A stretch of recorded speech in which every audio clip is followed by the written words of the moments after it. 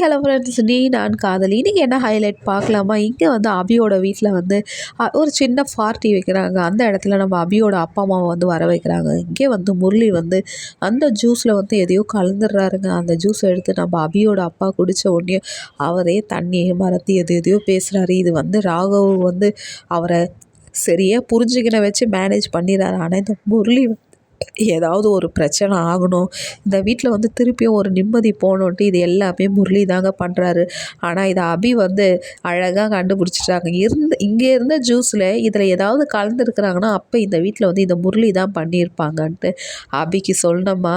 அபி பாசமான பொண்ணு, சண்டைன்னு வந்துட்டா வேறு லெவலில் ஆகிடும். அந்த ஜூஸில் வேறு எதையோ கலந்து அப்படியே நம்ம முரளிக்கு கொடுக்குதுங்க. அவருக்கா வயிற்றுலையும் வாயிலையும் போகுது.